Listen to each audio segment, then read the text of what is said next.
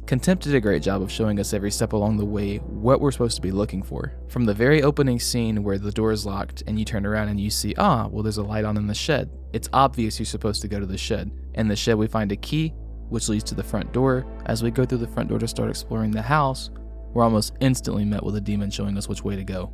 Further exploration leads to a staircase, which is a pretty obvious means of transitioning from one area to another. As we start to go up the staircase, the lights cut, and we start to see an ominous red light emerge from a closet downstairs. From the red light, we hear a phone ringing. From the phone ringing, we hear footsteps down a hallway. From the footsteps down a hallway, we are led to the closet that we get trapped in.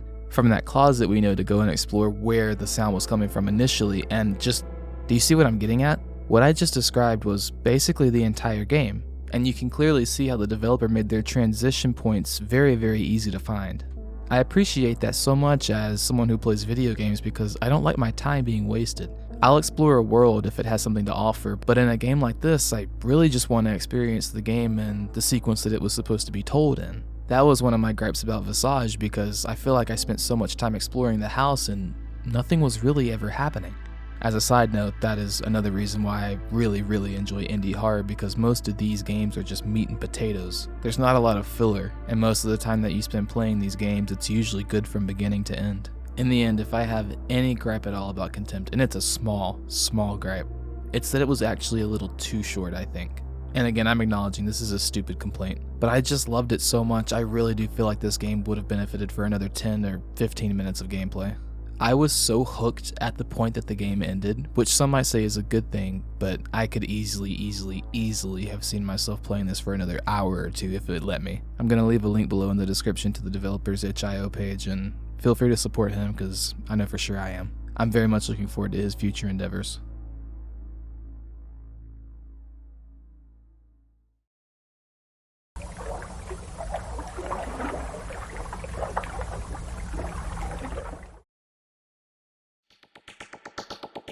This is called overtime.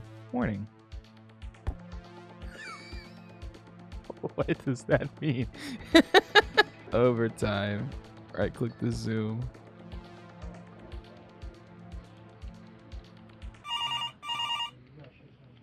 Office phone, press E to answer.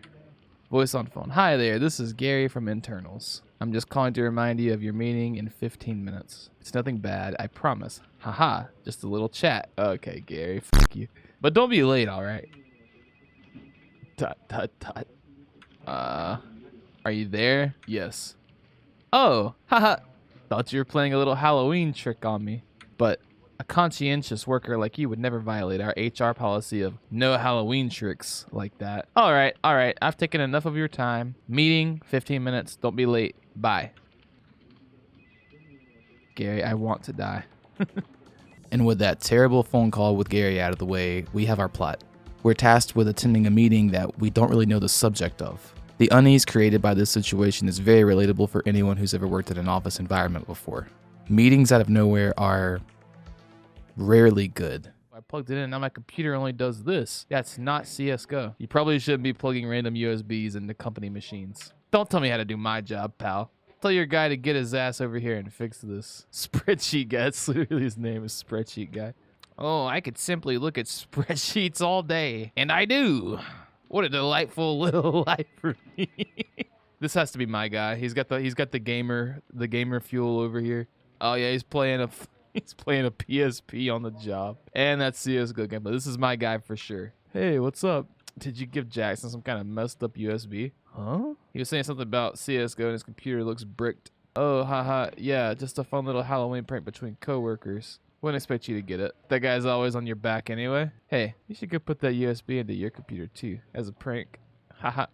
If you haven't figured it out yet, there is definitely something wrong with this guy. I will not be doing this. Man, see what I gotta put up with from you? This is not conducive to a cooperative workplace environment or whatever that bulletin said. Can you just fix Jackson's stuff or something? Isn't he an IT guy? He can manage. True. Look, you're distracting me from my important work. Can you get out of my cube now? Thanks. Optional. Put the USB into your office computer. I'm not doing that. You reach to pull the door open, but no matter how hard you pull, it stays shut. There's no response from the figure inside. Recognize this probably means you shouldn't go in and leave. We're going to talk about this scene a little later. Okay. My dog. Not lost or anything, just check him out. Yes, sir. Please seek approval from HR before posting any listing. Thank you. Attend the meeting on floor G1. G1. Logistics and internals. These offices really are all the same, huh? Still, where is everyone? Are they all on break? Boss's office door. Press E to use. This is where the meeting was meant to be, but no one's there. Did I get the time wrong?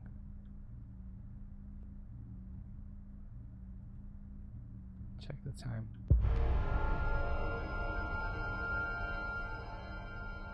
What was that? I could have sworn I just saw... No, it's just a stress getting to me or something like that. Let's just get back to my office quickly. Okay. Woman on break. I'm on break. If you need something, I'll be back at my desk in 15. Oh, sorry. You're not even from my department. Been a little hectic recently. Is everything okay? I just have a bad feeling about today. Not sure what it is, but I can't shake it. Just take care, alright? With that strange but ominous red flag out of the way, let's go back to our office. You and that Josiah have gone too far this time? One day someone's gonna end up hurt? What are you talking about?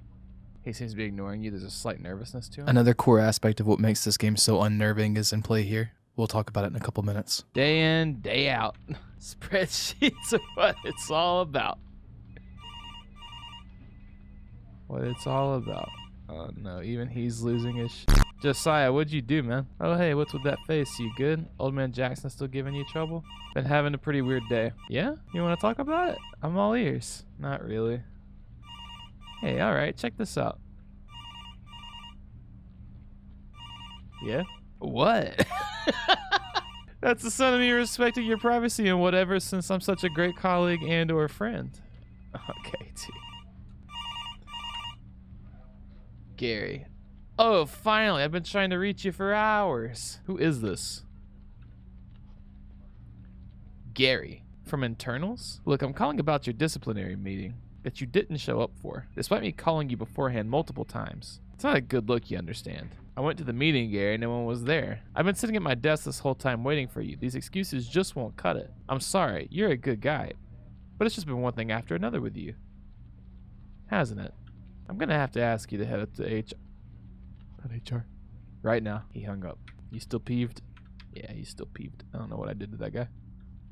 I don't think I did anything. I think Josiah's fucking with the whole company. Huh? It's jammed?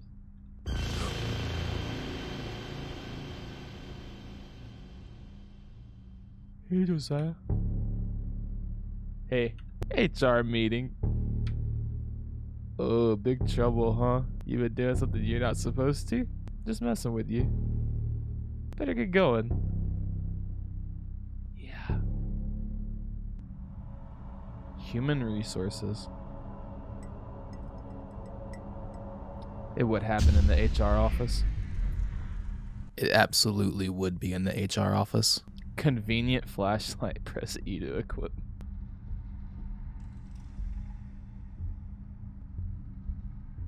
Why is that door sideways? Strange office door. It doesn't budge. There's a little bit of symbolism here, I think.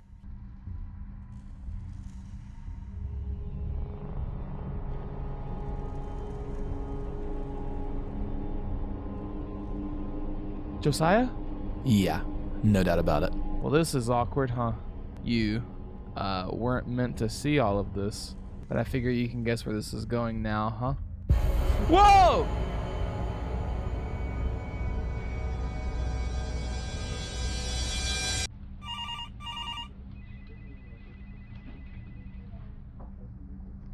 Josiah? Oh, hey. Your phone's been going off for like 5 minutes. Took it off the receiver so it'd stop. Hope that's cool. That's fine. Haha, you look totally out of it. Sleeping on the job. You know me, Josiah. I had this really strange dream. Yeah? Sure looks it. Well, we can catch up later. Don't you have some meeting with Gary in 15 minutes or something? Yep, I sure do.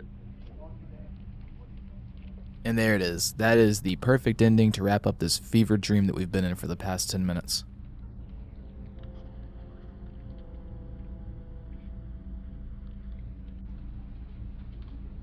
Very well done. I enjoyed that a lot. Whew. Really good atmosphere, I would say. Really good bad guy as well. And I just had the vibe good from the beginning. Enjoyed it a lot. Yeah, that's an understatement. Overtime was an amazing game. There are quite a few themes and symbols that I'd like to talk about before we end this video. Let's start with the overall world. A white-collar corporate office job is an amazing place to set a horror game to. Anyone who's ever worked in an office can tell you that so many of the themes that were at play here are actually things that you'll experience on an everyday basis. Just to a lesser degree, of course. For example, I took note of a few of these. I think this game has two main themes and then a bad guy that helps to deliver those themes. The first theme is just how scary it is to work a corporate job. The second theme is the fear of being in trouble at your job. So many aspects of this game are based around the premise that you're in trouble, that you have to go to a meeting, that you get sent to HR, that your coworkers are going to report you. So there's this fear that you're in trouble. This is doubled down on by the fact that whenever you go to talk to your boss in his office, the door is locked and you can't get in to talk to him. This is a display that you are in fact in trouble and your boss is unapproachable and you can't ask him for help. This is both a common fear and reality for a lot of people that work in office jobs. The boss isn't there to protect the workers, the boss is there to keep the workers in line. So the worker is left to fend for himself in these times when he's in trouble. There's also a fear of being isolated from your coworkers going on here as well. The guy we talked to in the beginning is initially annoyed with us, but by the time we end up coming back to him, it's beyond being annoyed. He's really mad, and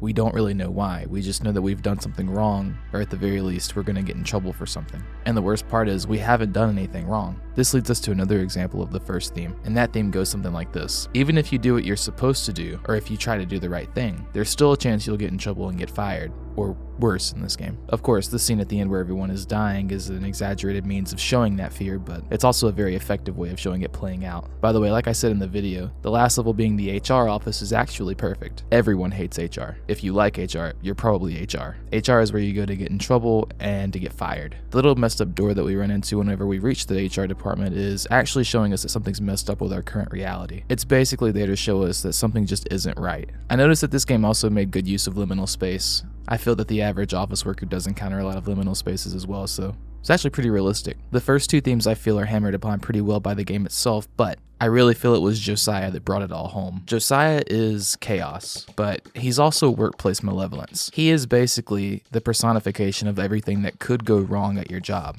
He is the fear from the previous themes made manifest. If you'll think about it, every time something goes wrong in this game, Josiah is there for it. He's the one causing it, either directly or indirectly. But strangely, we can't help but feel attached to Josiah somehow. Like we, the player, are friends with Josiah, but we can't get away from him. To me, I think this is a symbol of the fact that no matter what we do in our jobs, and no matter how much we strive to do the right thing, chaos and malevolence is always right around the corner, just like Josiah. And the ending, I think, was perfect. It's basically showing us that we are stuck in this loop, either until we die or get away from Josiah. And to truly get away from Josiah, you would need to get away from the corporate workplace entirely, maybe starting your own business or just not relying so much on someone else to pay you. But as soon as you do that, there will be another new form of Josiah to take the old Josiah's place. Because after all, you can't get away from chaos, and unfortunately you can't get away from the malevolence of the world either. So we have this fear of being in trouble that leads to Josiah manifesting workplace malevolence, which leads to us getting in trouble, which leads to a reset, and the process has started all over again. I don't know, I may be overanalyzing it, but to me that's what I see when I look at this game. I think the dev has definitely worked an office job, and I think he used that to play upon a bunch of real life fears that people with white collar jobs have. Overall, Overtime was a fantastic game,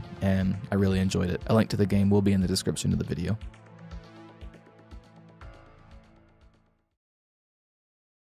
We just played and broke down 3 amazing indie horror games. I really hope you enjoyed. I put a lot of effort into this video. I had originally planned for the video to be about 18 to 20 minutes long, but the more that I dove into these games, the more that I realized how much I enjoyed doing it, and I really couldn't stop the video from being 30 minutes long, so sorry about that. Going forward, I'll try to keep them around 10 to 15 minutes long. This is definitely the first video of a long series, hopefully, so feel free to subscribe to catch more in the future. Also, if you enjoyed, please leave a like and leave a comment, as it helps the YouTube algorithm and people discovering the channel. From the over-the-top dark slasher tones of Wrong Floor, to the paranormal and terrifying Contempt, leading up to the psychological thriller that was Overtime. I had a blast going over these games with you guys today. And as I said before, links to all of these games and the devs are in the description below. Please check them out and support them. The key thing to remember here is that all of these games here today were free. So the more eyes that get put on these devs, the more likely they are to make good games in the future. And lastly, I just want to say, if you've stuck around this long, thank you so much for watching. It means the world to me. I'll see you guys in the next video. Peace.